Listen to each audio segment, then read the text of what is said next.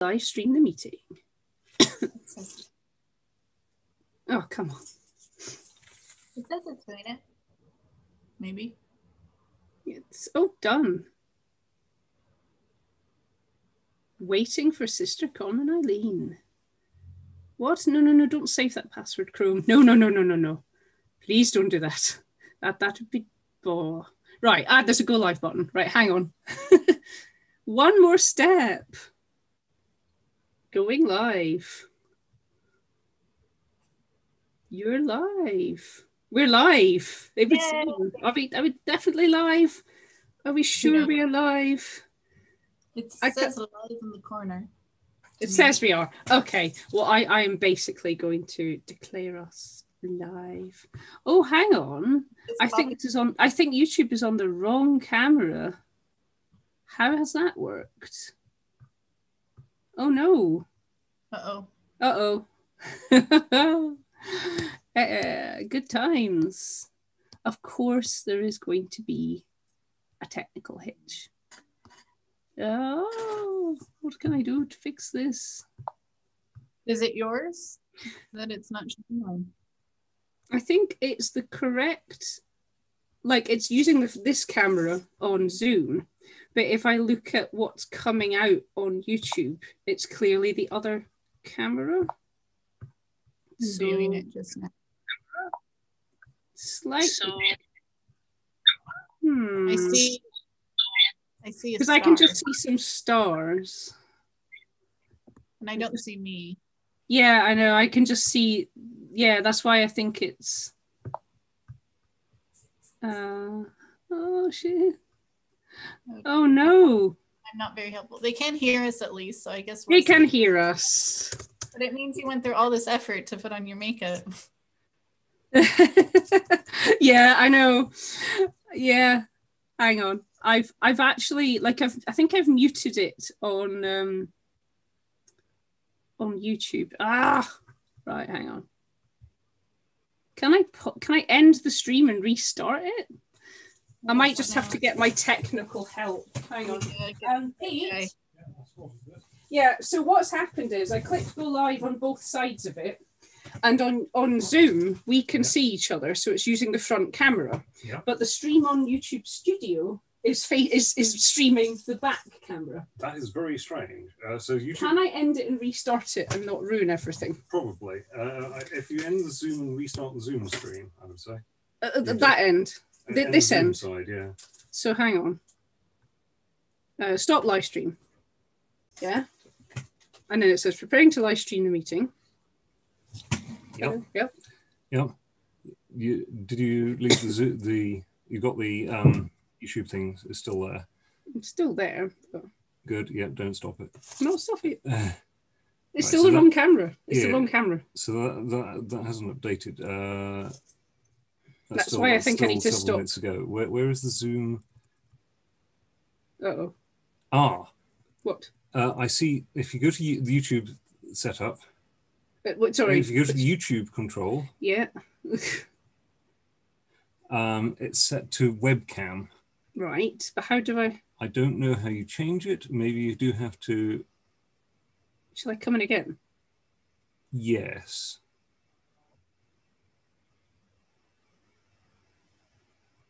No! Shit! I don't know. I need to. Right, never mind. Set it to stream. It's not letting us click anything. New stream. But it won't be the same URL. It won't be the same URL. We'll have to post the URL, the new one. You can put it in the chat box, I guess. Yes. Okay. Aha. That's it. This is private. Do you want to set that to where's the make it public?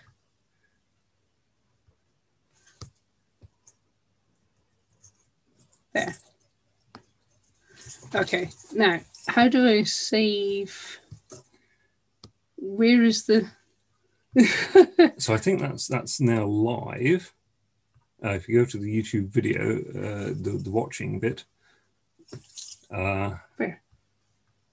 Oh, you haven't got a separate tablet and watching. Okay. Oh no, I've got closed one it, upstairs. I'll go. I'll go. got the old one Can you open. go upstairs and paste the URL into the chat for me? I've got, if you give it to me, I still got it open.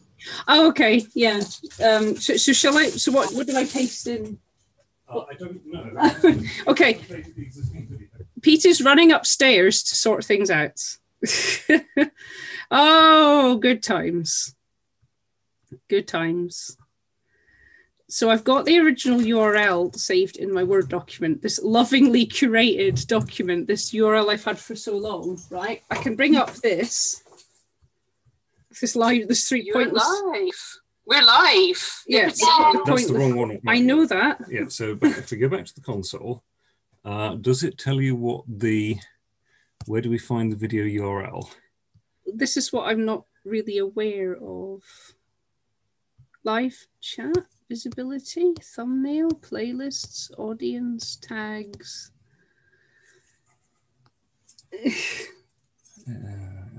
If I just go to my home, is it just there? First, can we just get them to come to Zoom? Yeah, that might work. Oh, there we go. There is Right, just yeah. Sister Carmen Eileen live stream. So if we click that. Click that and just go and click into in it. It's just Sister Carmen Eileen. Oh, yeah, live stream. share. So Right, okay, I got it. Got it. Click that and just go. So if I just click It's just Sister Carmen Eileen. into the right, we got this. If I put this into the chat, if you've still got it open, that should be the new stream. Theoretically. Should be the new stream. Oh, which is very not laggy. Awesome. I don't see the URL pasted into the old chat. Oh. No, I mean, I pasted it into Zoom because I couldn't find really? Yeah, it said chat was disabled, which is slightly confusing. We're probably going to have no viewers now. Oh, well. I pasted it into the Zoom chat, which is foolish of me, but do you want me to DM it to you? Yeah. I know. It's just that the chat's disabled on the original URL. I've Yeah, put it- that's what's unhelpful. Like, what's the point in... Because I thought... Yeah. Right, hang on. Well, I've pasted the new chat in. Cool. I've DM'd it to Pete as well. Maybe tweet it. I'm locked out of social media. Yeah, don't worry. Don't worry. I'm doing it. Oh, I can see us. I've opened it. Yay! Tweet it. Yes. I'm just doing it here.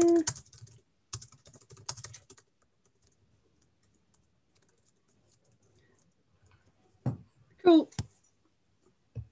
I'm going to at some people that I know were like...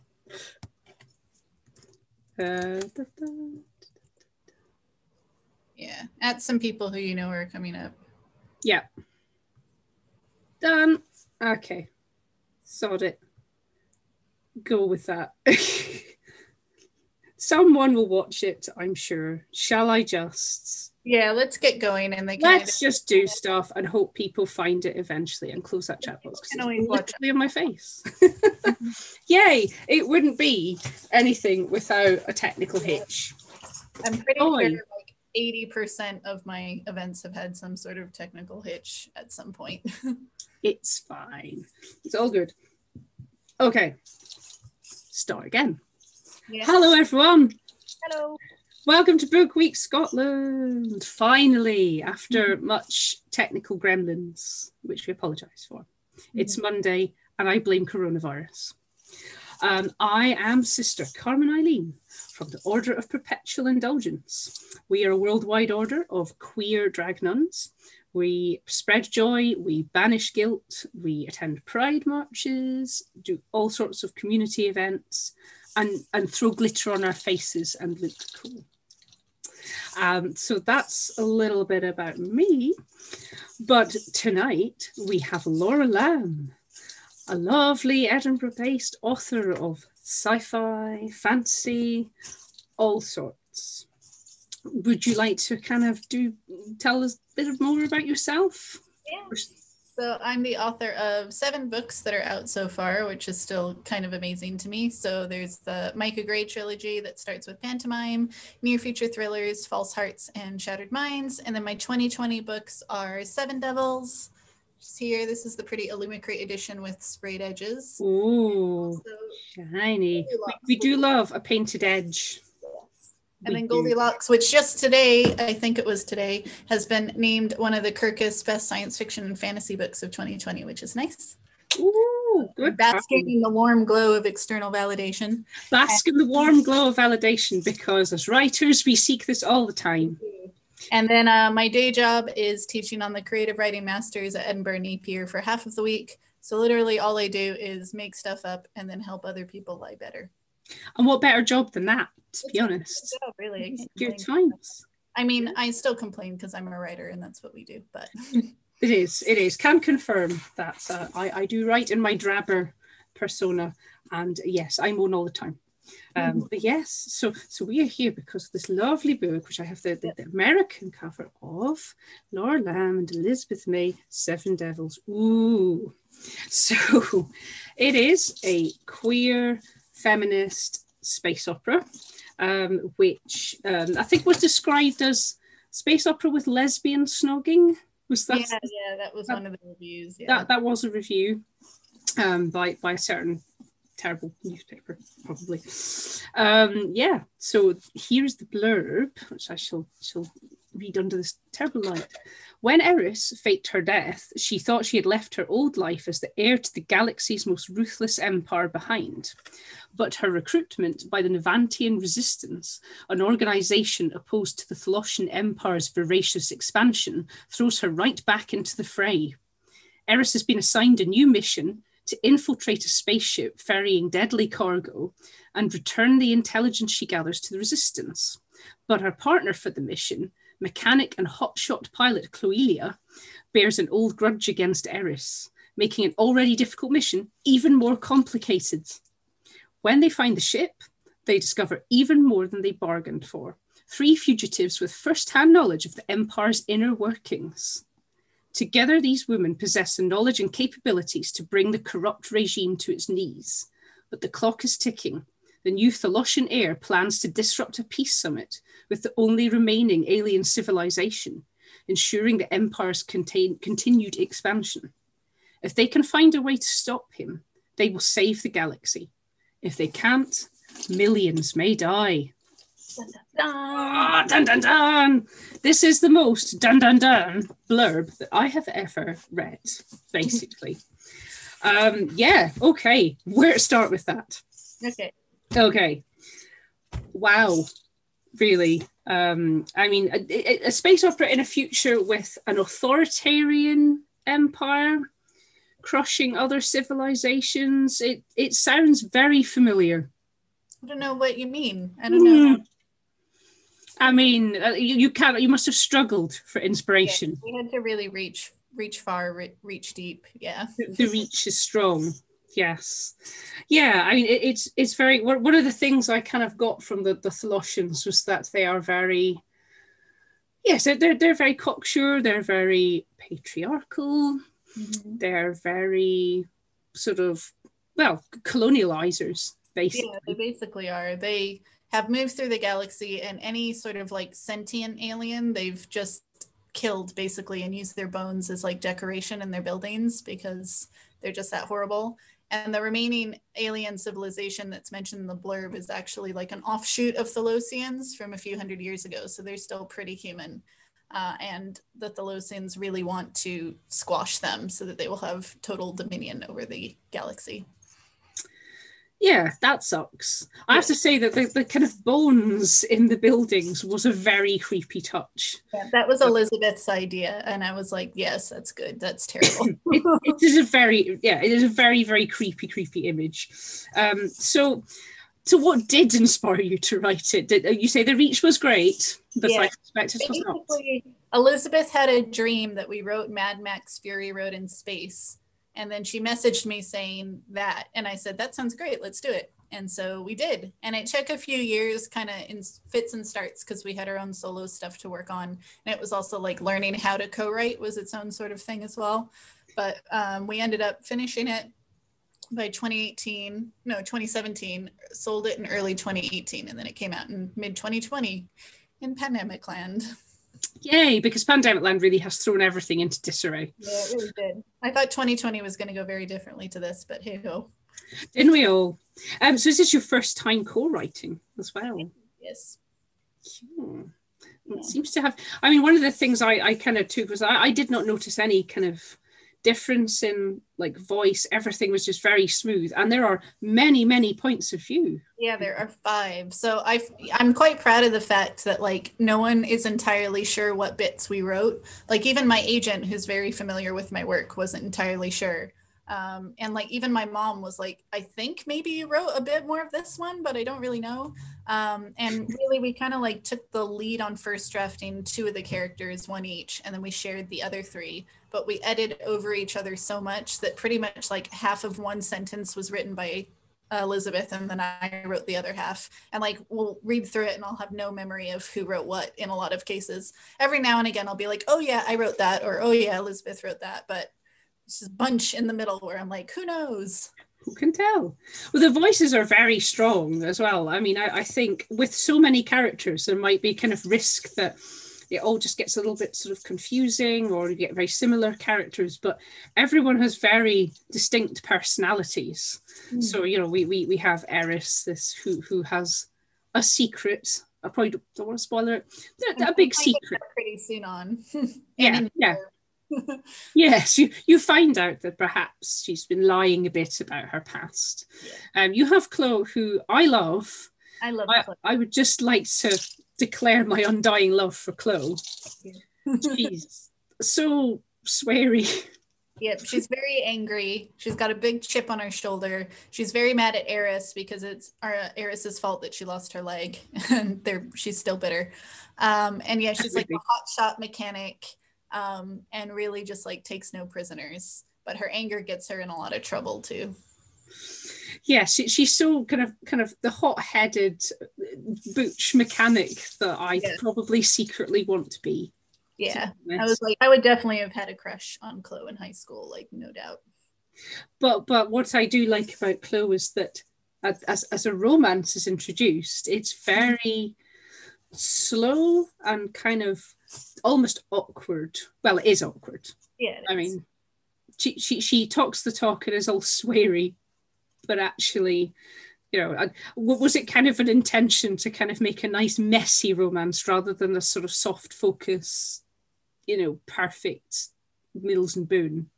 Yeah, I think because they both of them have like huge amounts of trauma, and so they like it's very awkward for both of them. So I won't say who the name is, I suppose, but for the other love interest, like this is basically her first real relationship in a lot of ways, and consent is super important, and we just really didn't want to rush it. I'm a big fan of like slow burn romances in general, and especially in such an action heavy book. I felt like there was no way to make it any faster, or else it'd kind of fall into the insta love category. And, you know, we knew that we had 2 books because it's the duology as well. So we could be a little bit slower in the first one, because in the second book, they spend like the whole book together as well. So we'll be able to deepen the romance and also introduce some conflict between them as well. Oh, I do love a bit of conflict.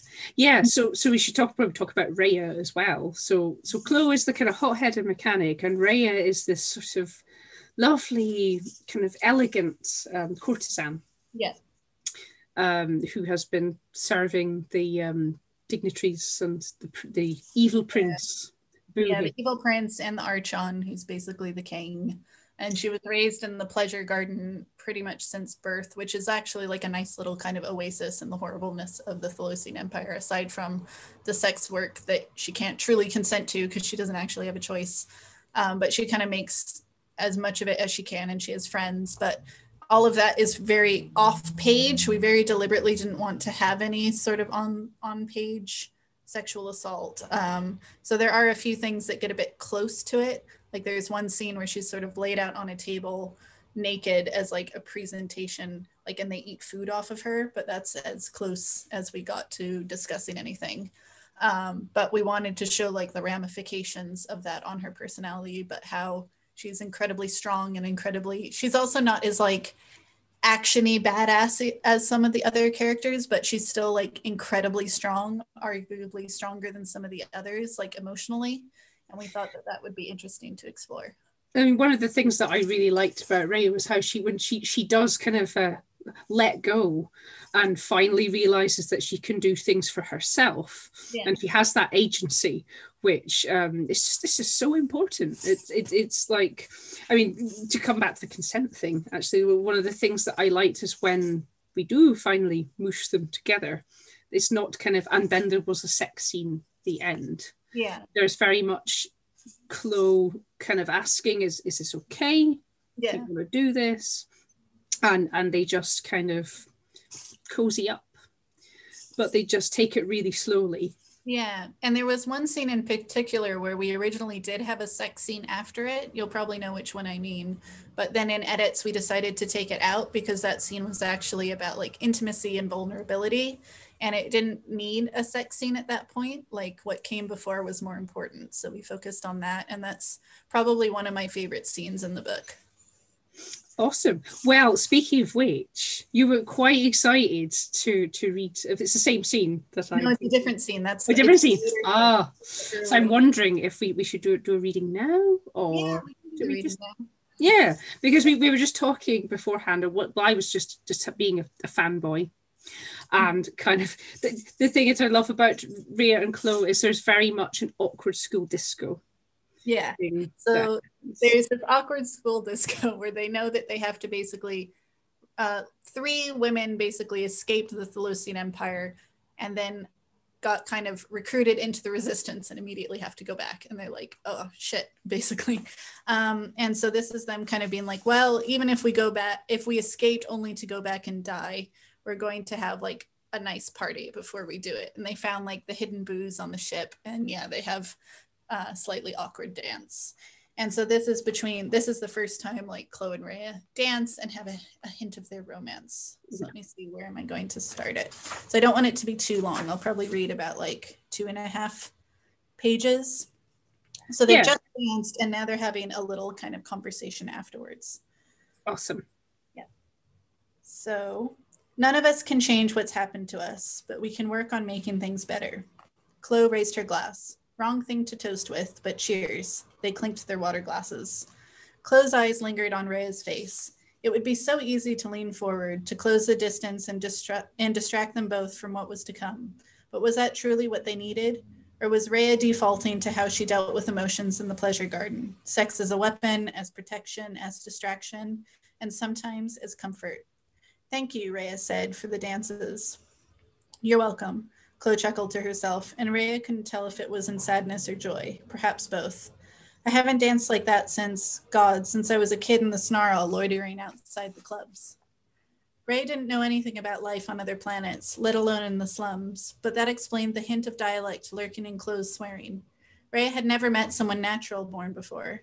You lived on Mandalia then. One of my clients was an officer stationed there. I didn't know they had clubs. Practically one on every corner in the snarl. Places where people would dance and take. She shifted her gaze away and shrugged. Stuff. You know, to forget. It's easier to forget you're starving when you're too salted to give a shit.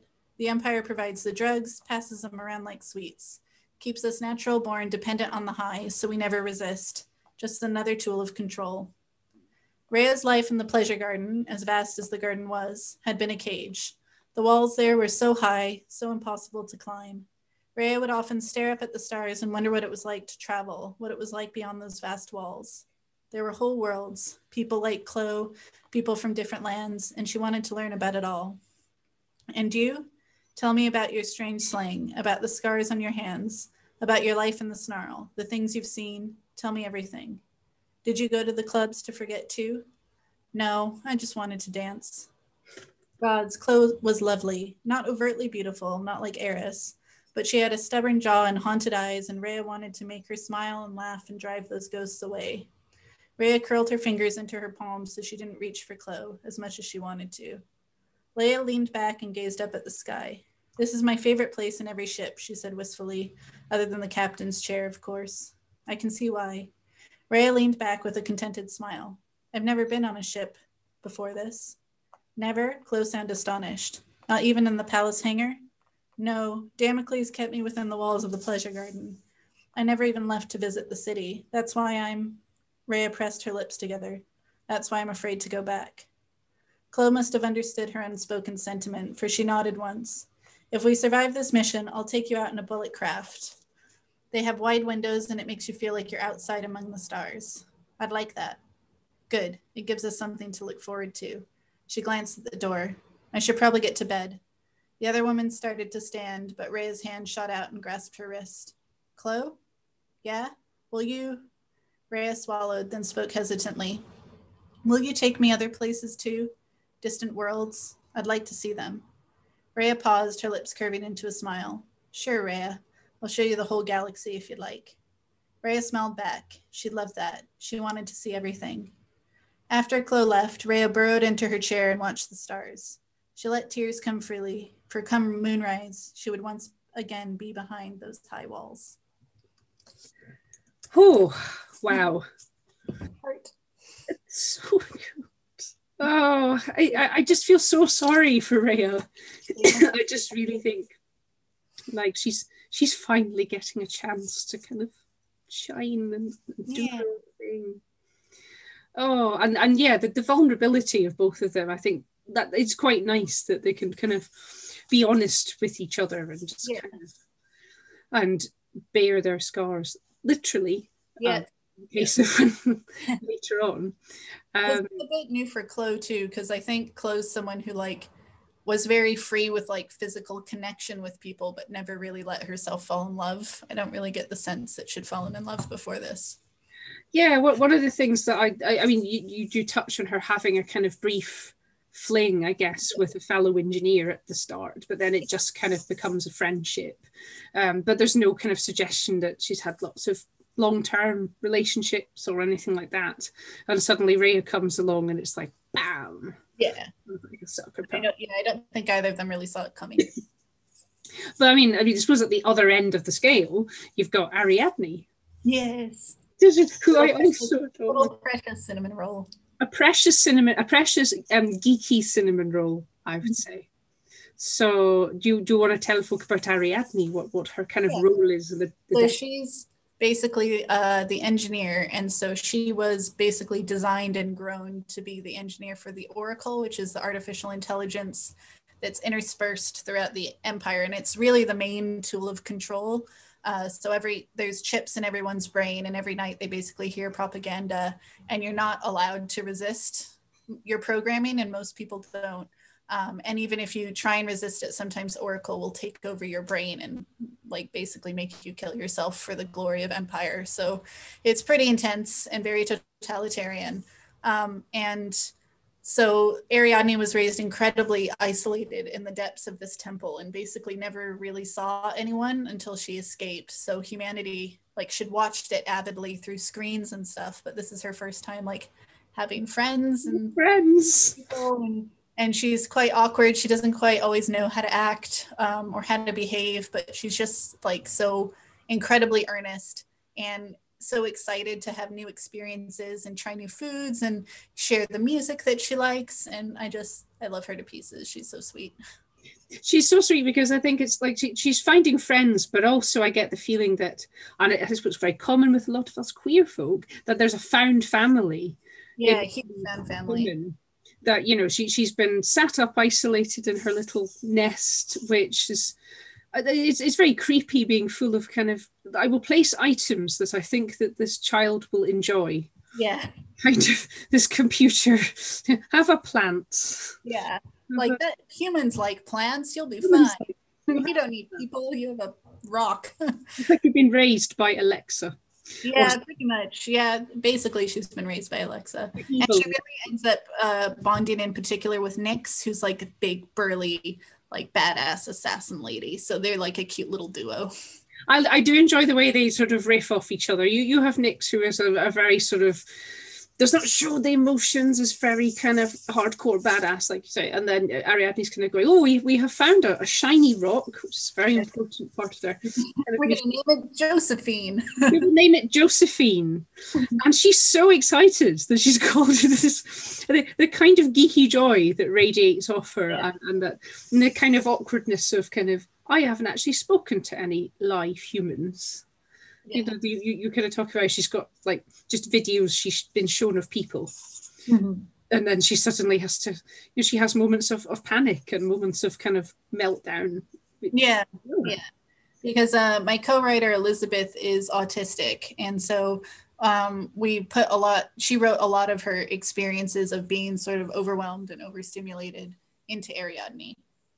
It very much came across like Ariadne might be kind of autistic, but the coping mechanisms are nicely done as well, though, because she does get even Nyx to kind of soften a bit and go, it's okay, just breathe, you'll be fine.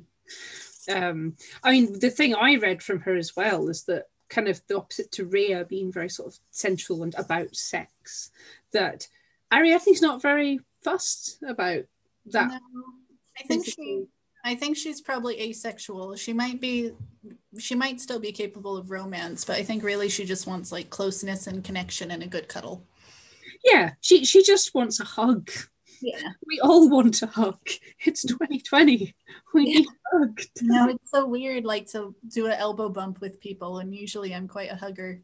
Right, it is slightly killing me to not hug people. So I'm sort of, we'll probably all come out of this sort of like Ariadne going, we need interaction, give me hugs. Yeah. But yeah, I kind of read that she was kind of read asexuality into her, which I think is great, because a lot of the stuff that I read and very mostly kind of young adult stuff, but there seems to be mandatory romance and mandatory off-screen sex, and that's kind of the normalized thing, whereas Ariadne is, she's young as well. Yeah, she's 16, whereas the other ones are a bit older. They're in their early 20s. So even though like it's incredibly crossover to YA, it's not technically marketed as YA. But yeah, we wrote it thinking it could go either way, and when it sold as adult, we just aged everyone else up a couple years, and we're like, it's adult now. It's adult, it's fine. I mean, I think a lot of these things are very fluid. I've read a lot of young adult where you're just like, that's, whoa, okay, that was let in, okay, it's fine. But yeah, I love her a lot. She's very much a cinnamon roll. She's so enthusiastic. She's so kind of, I'm just looking at what did I squee about yesterday? Oh, I'm not reading notes, honestly. I just kind of, I love that everyone's very sympathetic towards her as well, even the kind of tough characters. Yeah, I think even the gruff ones, by the midpoint, really, they all just love her anyway. Like Ariadne, like, is just inherently lovable. She really, really is, and I mean, she's just sort of wide-eyed and kind of look at all this cool stuff. She's basically the brilliant guy from the Fast Show, and that might be going back a few years, but aren't things brilliant? Yeah. But yeah, and so the commander Kyla is even like warms to Ariadne, and Kyla I love very much as well. I don't think there's a character I hate, but yeah. So we should talk about Kyla. Yeah, who, kind of comes into her own later. Lots of action.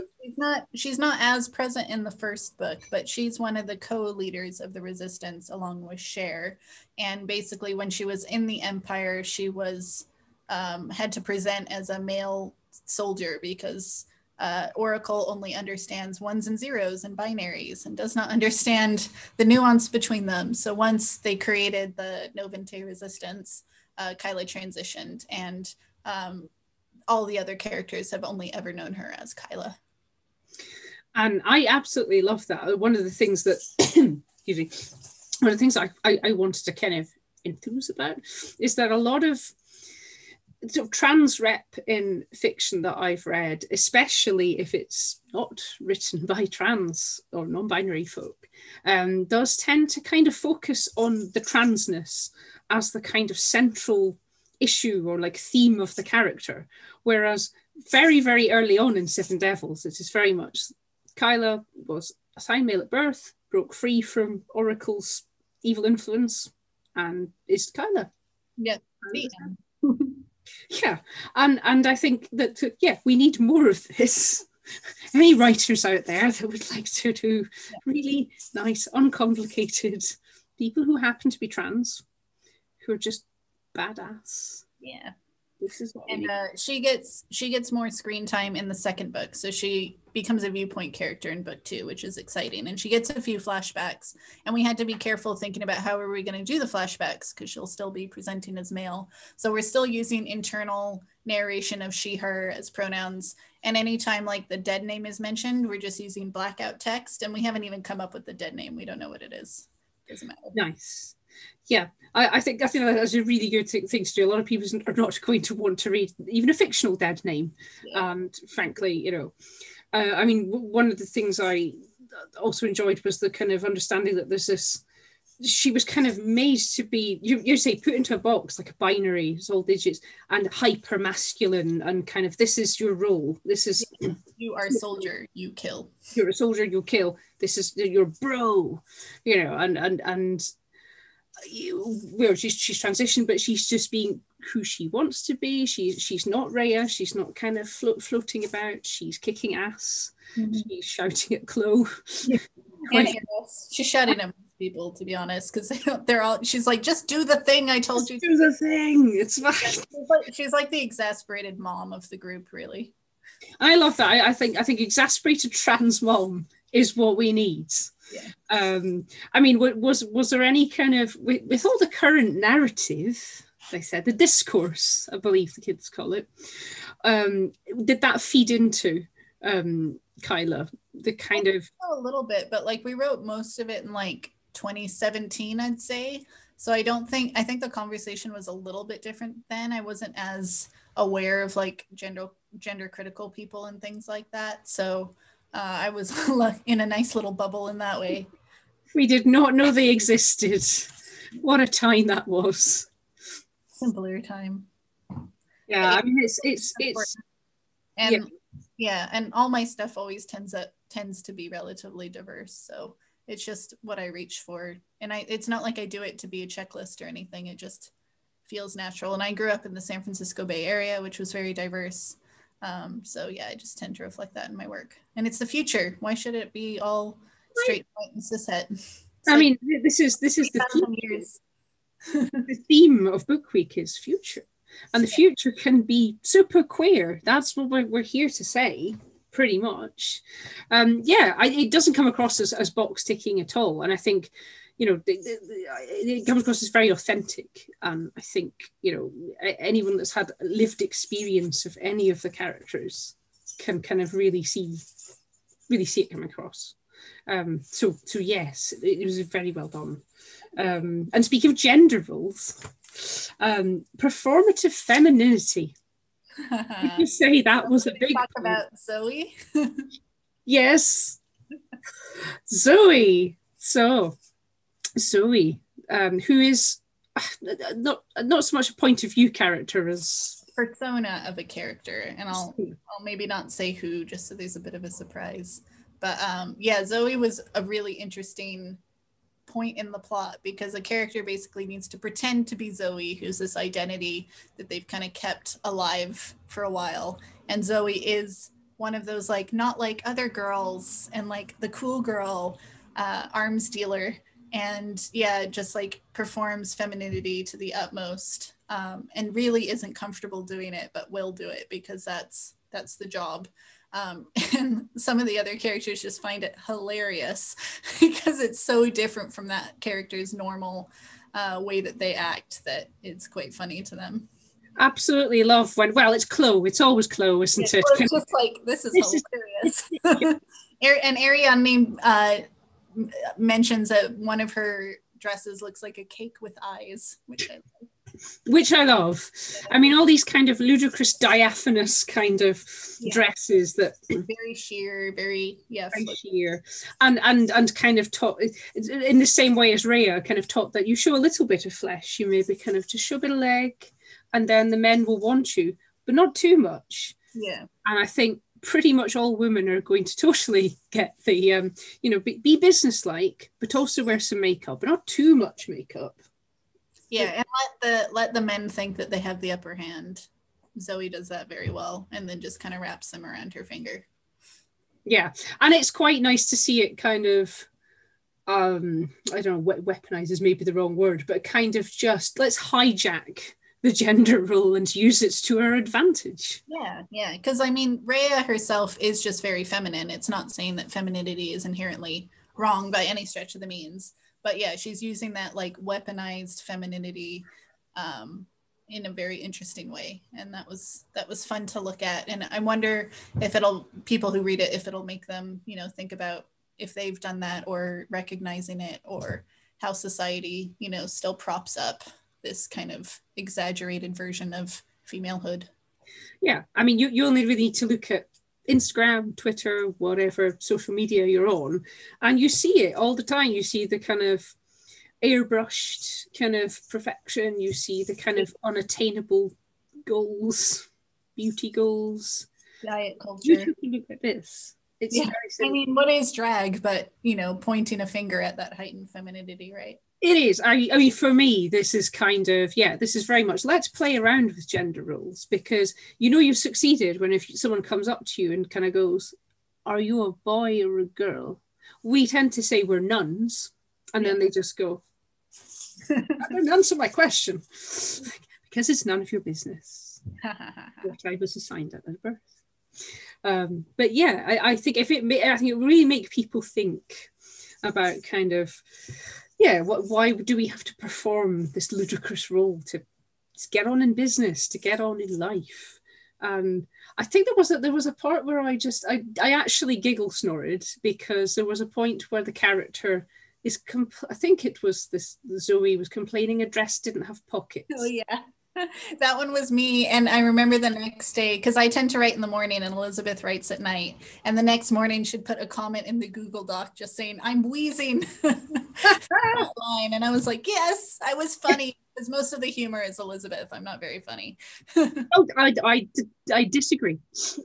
I disagree. I believe there was an asshole related joke. That was me, but I stole it from somewhere else. You know, artistic license. Yeah. It's fine. But I can't believe how much that I mean, I suppose it's bad in a way that I've kind of gone, pocket, we don't have pockets. Yeah, this is the dress that I have on. I should probably just show, which has science on it. It has spaceships and moons and lovely planetary things, but it doesn't have pockets. Sort it out. I'm wearing like those, you know, like jeggings that have fake pockets, which are even worse than no pockets. But I didn't realize when I bought them. They have real back pockets, but the front pockets are fake. Useless. No, there's no point to back pockets. You will put things in, you will sit down, you will crush your phone. Yeah. Every time. But yes, the pockets discourse coming to you from the future. Yeah. Even in the future, they'll bitch about a lack of pockets. Well, yeah. I mean, but you know, at least they do have the technology with Zoe, the character that is playing Zoe. They have these shifters that they can make great use of to sneak in and out of the Empire. And I mean, they're just slightly altering their features, but theoretically they could be anyone with these. And I mean, you feel that's kind of a comment on gender generally? Probably. I've noticed a lot of my books have like shape-shifting in it in some respect, or people changing gender presentation, and it's not terribly surprising. But the shifters are kind of like short-term things. Like you probably wouldn't want to use it for hours and hours on end, but you can basically like take someone's DNA and kind of map them onto you briefly. And you can also make like your clothes shift, so you can show the type of like uniform colors that you need. So it's very handy for plot reasons as well. Like quite often the characters will shift into a different gender presentation to sneak out as guards or something like that, and no one bats an eye at it. It's just part of the job for them. Which is great. I mean, I would love to live in a future where we can just, you know, waking up feeling like I would like to be an Empire guard. or whatever. Assuming we do not have a Tholosian Empire in the future. Yeah, Just terrible people. Terrible assholes. Yeah, I don't think I'd want to live there. We look a bit more at Evoli society in book 2 as well, which is interesting. Yes, so the Evoli struck me as right. So I don't know, not much spoilering, but there is a prominent Evoli in the book, and they seem to be very sort of empath.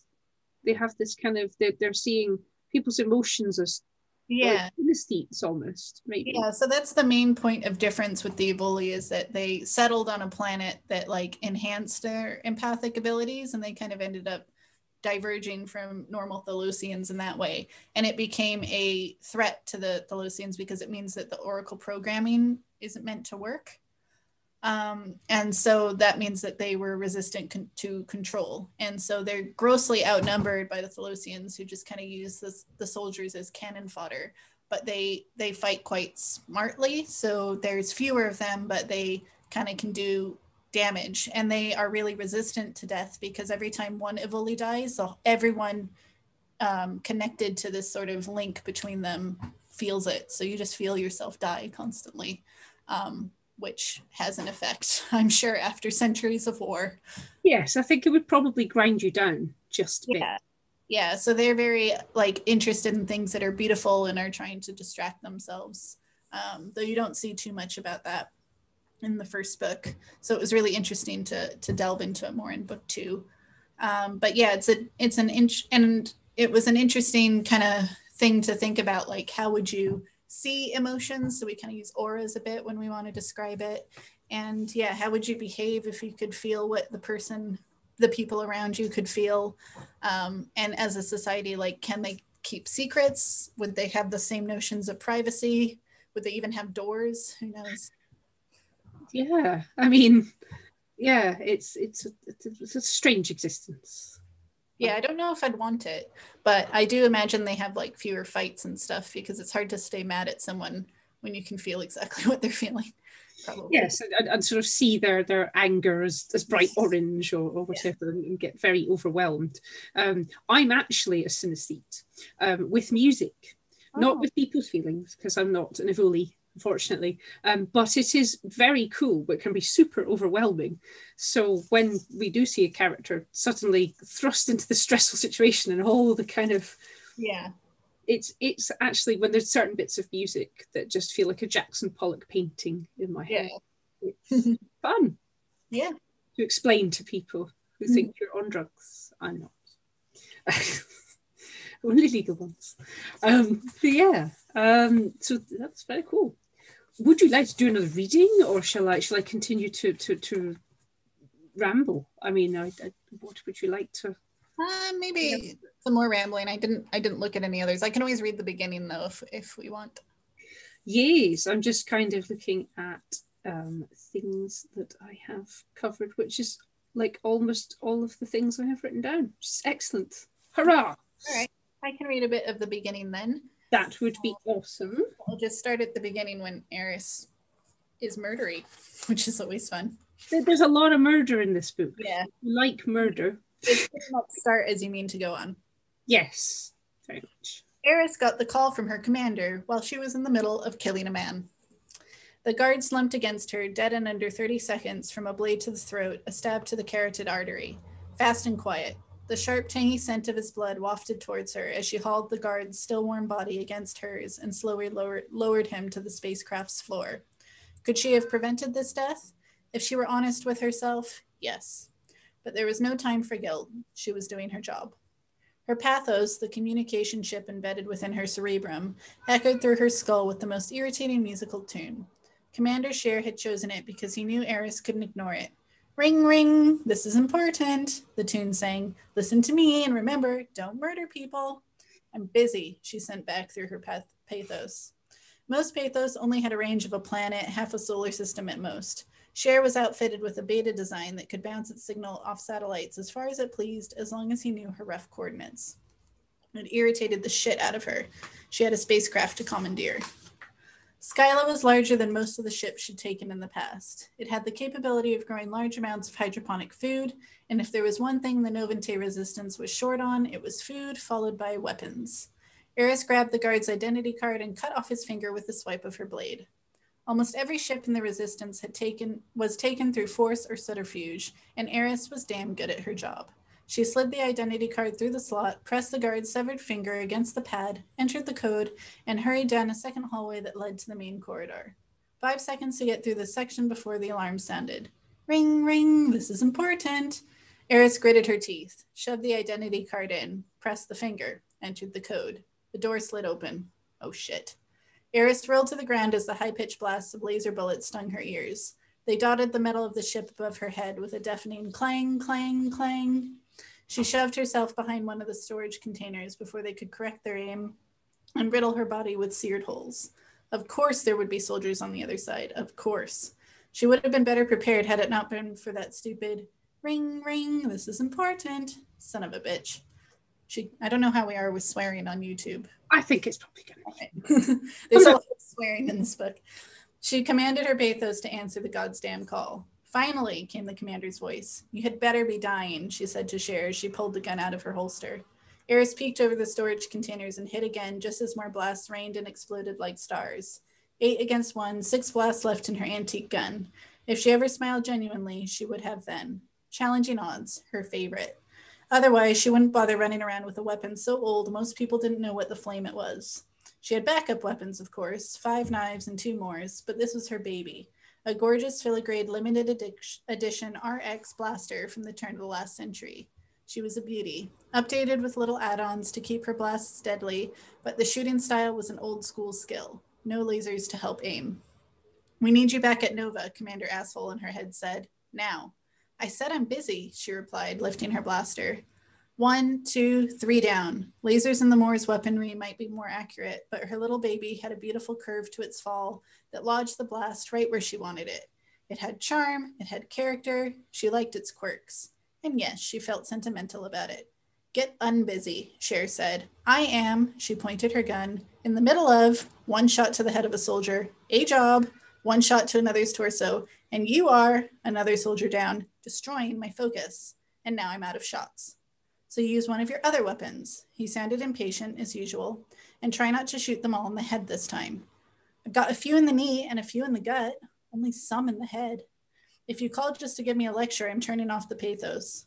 The soldiers yelled, calling for reinforcements from the other part of the ship. More loyal Tholosian soldiers would be flowing into bullet crafts, speeding through space to close off her exits. Eris had to seal the door and disable the comm system, or she'd never take the command center. She could practically hear his sigh through the pathos. I've got another mission for you. Are you kidding me? I'm in the middle of commandeering a ship. She only had the blade in her boot left and less than 3 minutes before the other soldiers arrived. She told her other superior, Kyla, that she was looking for something challenging.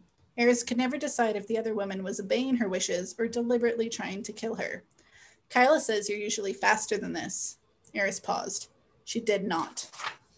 She's telling me that if you don't finish your mission in the next 50 seconds, it'll be your slowest runtime if you'd shut up. She lunged from behind the metal container. For 1, she threw her blade into the soldier's gut. God's damn. Dove to avoid a spray of laser blasts that exploded into white lights behind her upon impact. 2nd. Eris leapt into the last soldier, tore the Moors from his grip, and slammed her fist into his face. Her body modifications were a godsend, giving her strength unmatched by a common soldier. Her punch cracked the bones of his face. He staggered, spitting blood onto the floor. He didn't manage to recover before she snaked an arm around his throat and snapped his neck. Sorry, Cher. Sorry, Kyla. I'll stop there because it keeps going and she keeps killing more people. He just keeps killing more people. I mean, what can we say about Eris? Star of the show. Kills a lot of people. Indeed. Would be the summary. Pretty much. But it feels a bit conflicted about it as time goes on. I think Eris's character journey is really interesting throughout the book. Yeah, I mean, I think a lot of the other characters' reactions to her are quite kind of generally a bit, holy crap, you're really a murder machine. and feel like assuming that she just has absolutely zero guilt about shooting loads of people. But it's more complicated than that. It is, yeah. Yeah, and I think she's definitely has in some ways the hardest past and the most complicated past. And her flashbacks are some of my favorite in the book. I think it's got a really interesting subplot, very Hunger Games. It's very, yeah, it's very kind of, there's a lot of sort of intense training. There's a lot of kind of, yeah, authoritarian figures, more killing people, surprise, surprise. And yeah, there's a lot of trauma to unpick. Yeah. Which does seem to be the kind of, I guess, the common thread through it is everyone's. Pretty much. We look at how totalitarianism just hurts everybody, including, like, you know, it is mostly men, but we are mostly women, but we do also show how the patriarchy hurts men. And we look at toxic masculinity as well, which was interesting. And we focus on that even more in book 2 with Cato, who also becomes a point of view character. Oh, excellent. Yes, as Cato is a pilot who kind of ends up caught up in their entire... Shows up a bit later. And they spend quite a long time wondering whether or not to kill him. Yeah, I mean, frankly, you know, going through the universe killing bad patriarchal men, fine. Yeah. You know, but yes, it does, trying to kind of show some of the error of their ways, good. Yeah. And kind of the deprogramming of people becomes quite a...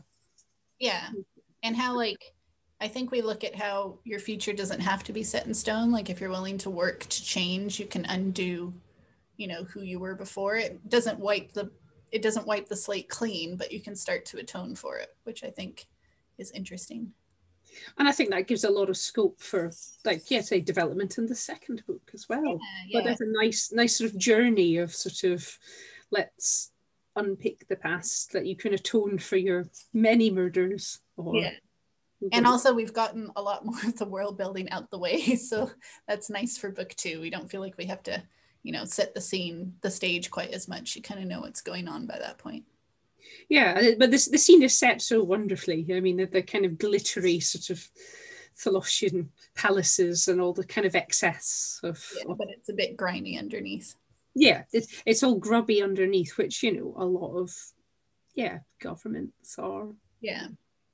I mean, to get topical, you know, I think if the future has more kind of queer heroes sailing around, we will be fine. Hope so. Yeah. I mean, so yeah, excellent. I'm just kind of doing a quick sort of time watch because we're coming to the end of the hour. Yeah. I think because we have the tech hitches, annoyingly, we do not have sort of chat coming in as far as I can see, which is a shame. But if folk had questions or sort of comments or feedback, they can find you on social medias, can't they? Yeah, so if you'd like to ask me something that you weren't able to, I may not respond right away because I've blocked social media on my computer for the evening, but I'll respond first thing tomorrow. So yeah, feel free to ask me any questions. And yeah, so that was 7 Devils, which would make an excellent murdery gift for friends and family. An excellent present. I'm pointing that way, although it is Zoom, so you could be there. Who knows? Yes. Goldilocks would also make an excellent gift for friends and family. Which is also kind of badass ladies. It is also more badass ladies in space. This was my theme of 2020. And I also talk about climate change in that one. And it has more attempt at scientific accuracy. Did a lot of research for NASA and astronauts and algae and things like that. Ooh, algae. Yeah, and I really enjoyed writing that too. So weird year to launch 2 books in lockdown, but yes. I mean, lockdown launches, it's got to be tough. I know, but it's been nice to see, like, people who picked up the book seem to have enjoyed it for the most part. So I did. Yay! Well, that's excellent news. And I thoroughly enjoyed it. So I am basically waiting for the sequel, but I can, as you can see, I've got so many bookmarks in this. There's just so many bits I wanted to sort of go on about. And I mostly have. So yay. Yes, but we can find you at on Twitter, on Instagram. Yeah, so I'm at LR_LAM on both Twitter and Instagram. I don't really use Facebook. I don't think anyone really uses it. Who does? I mean, not really a thing, but yeah. But you're probably there occasionally when you need to check in on relatives. That's what we use Facebook for.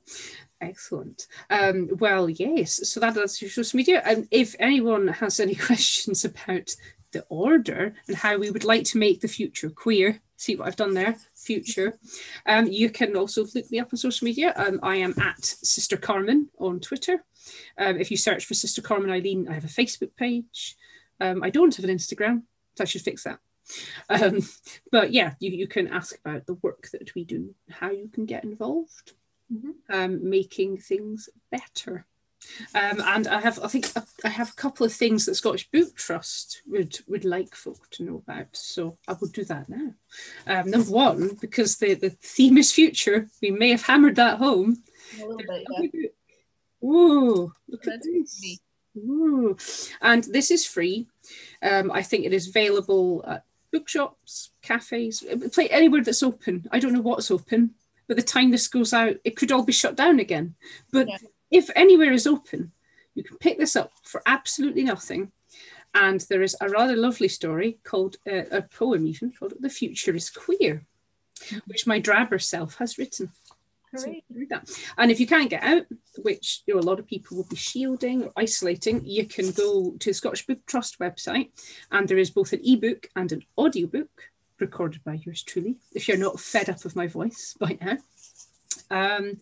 So yeah, grab the book.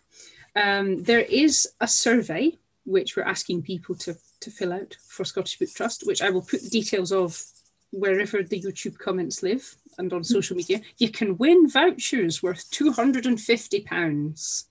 That could buy a lot of books. That could buy a lot of copies of Seven Devils for all your friends and family. So, feel free to fill that in. And the last thing is, because it's Christmas soon, we can't really escape that. And a lot of people are finding it hard in lockdown, are struggling, are relying on food banks in particular.